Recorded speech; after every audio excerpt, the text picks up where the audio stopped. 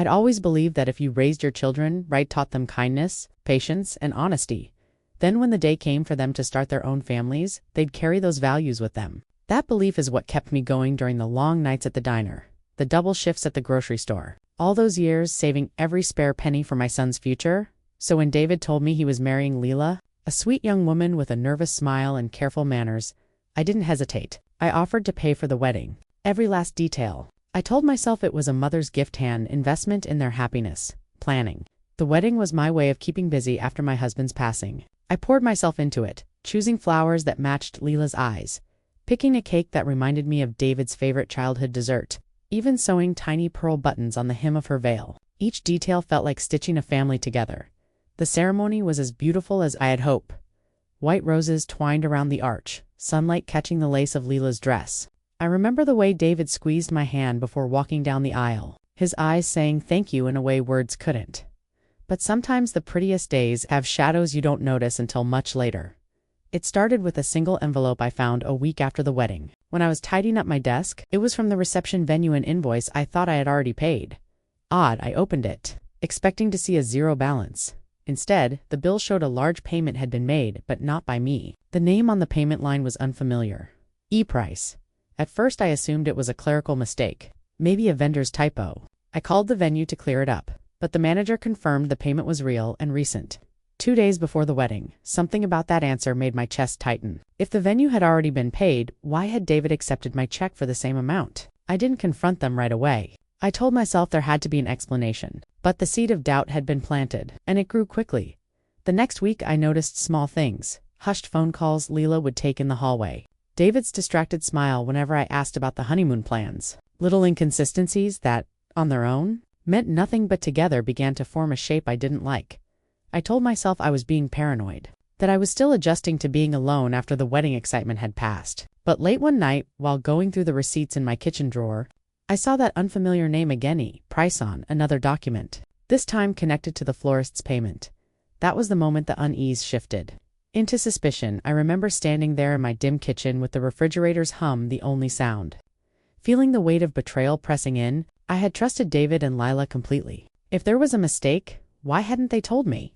The next morning, I called David and asked if I could stop by their new apartment. My voice was steady, but inside my stomach churned. When I arrived, I noticed Leela's smile falter the moment she saw me. David greeted me warmly but too quickly, like someone trying to rush through a scene. We sat at the small dining table, the one I had given them as a wedding gift. I slid the invoice across the table and watched their faces as they read it. David's smile faded, and Leela's hands stilled in her lap. I found this, I said quietly. Who is E-Price, and why are they paying for a wedding I already paid for? For a heartbeat, neither of them spoke. David opened his mouth to answer, but Lila's sharp glance stopped him. Her lips pressed together, her eyes suddenly shining as though she were holding back more than just words. In that silence, I felt something fragile in me begin to crack. Lila finally broke the silence first, her voice softer than I'd ever heard it. It's complicated, she said, as if that single word could explain everything. I leaned forward, keeping my voice calm even though my pulse thudded in my ears. Complicated, I can handle. But secrets? I shook my head. Those always find a way of coming out. David shifted in his seat, rubbing the back of his neck the way he did as a boy whenever he was caught red-handed. Mom, please. Just let me explain before you judge us. Judge. The words stung. I hadn't raised my son to fear my judgment. I had raised him to tell the truth. All right, I said quietly. Start explaining. David hesitated, glancing at Lila before speaking. The money didn't go where you think it did. We gave most of it away. My breath caught. Gave it away? To whom? Lila's fingers twisted the edge of a napkin until it frayed. Her name's Evelyn. Evelyn Price. The name at last. The same one that had haunted the receipts. Who is she? I asked. For a moment, Lila looked as if she might not answer, but then something in her expression softened. She's my sister. I blinked. I had never heard Lila speak of a sister. She's not part of the family anymore, Lila added quickly. My parents told everyone she was gone dead to us, but she's alive. David spoke before I could. We thought it was wrong to keep ignoring her. Lila found her a few years ago living at a women's shelter. She's been helping women and kids who are trying to escape dangerous homes. She was in trouble, needed money fast to keep 3 of them safe. We couldn't just stand by. I sat back in my chair, stunned. The anger I'd brought with me tangled now with disbelief and an uneasy thread of compassion.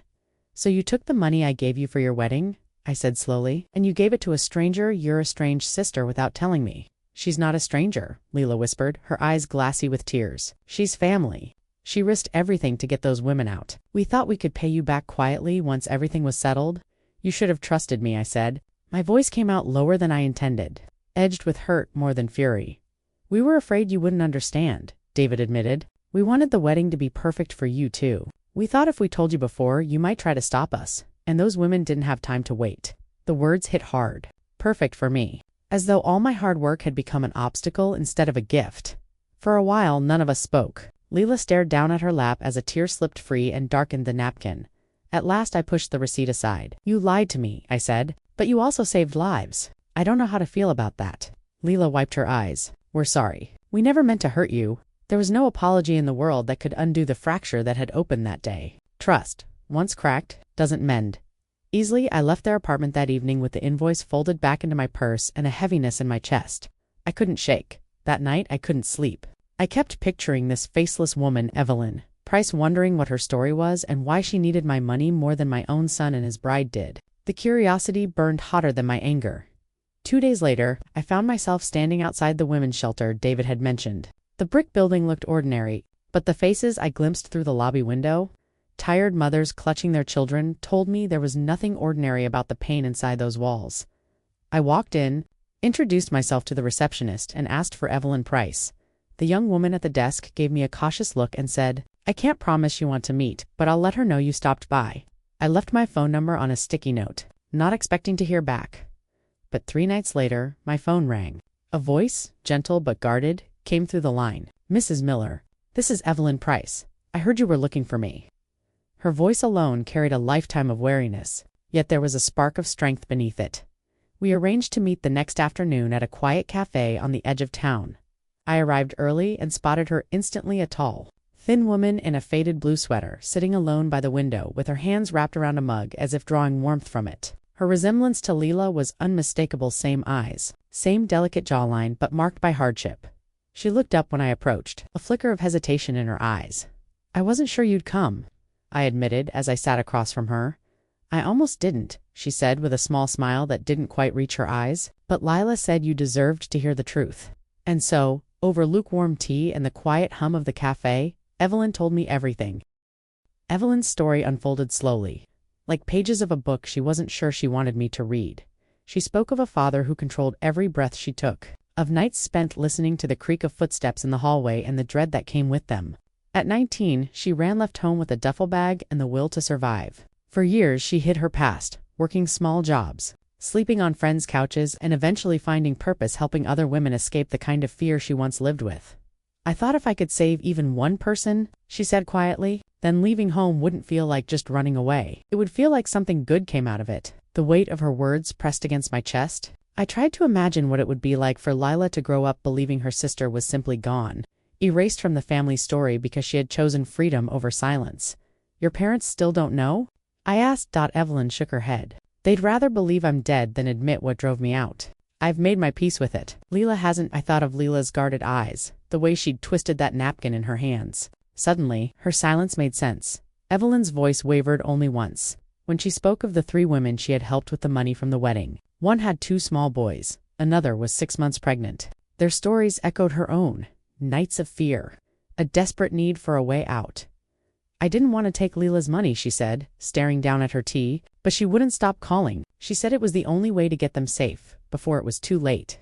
I reached across the table, my fingers brushing hers gently. You shouldn't have had to shoulder that alone, I told her. I wish they'd trusted me from the start. I would have helped. Evelyn's eyes glistened. For the first time since we met, a real smile flickered across her face, small, tired, but genuine. When we parted, I felt lighter and heavier all at once. Lighter for knowing the truth. Heavier for realizing how much pain had been hidden behind the polite smiles at the wedding, back home. I sat in the dark living room and stared at the framed photo of David and Lila on their wedding day. I still felt betrayed by the lies, but now that betrayal was tangled with something like respect for their compassion, for the sacrifice they had made quietly a few nights later. I called David. We need to talk, I said. All of us. The following weekend, David and Lila came to my house with Evelyn in tow. The air in the living room was thick with unspoken words as they settled onto the couch like uneasy guests. For a long moment, no one knew how to start. Then Evelyn cleared her throat. "I just want to thank you," she said softly. "Not for the money. For coming to see me, for listening." Leela reached for her sister's hand, their fingers intertwining in a gesture that felt both fragile and unbreakable. I looked at them, two sisters who had been forced apart by secrets, now sitting together under my roof. I realized that whatever anger I'd felt toward David and Leela for lying couldn't outweigh the fact that, because of them, Evelyn wasn't alone anymore. "I'm still upset about the way you went about it," I admitted, my voice steadier than I expected. "But I'm glad I know the truth, and I'm proud of what you did for those women. I just wish you'd let me stand beside you instead of hiding it." David nodded, shame and relief mingling in his expression. "We were wrong. We see that now." We spent the rest of the evening really talking about Evelyn's work, about the women she'd helped, about the pieces of family history that had been buried too long. There were tears, and even a few smiles when old childhood memories resurfaced. As the night drew on, something shifted in the room. The tension softened.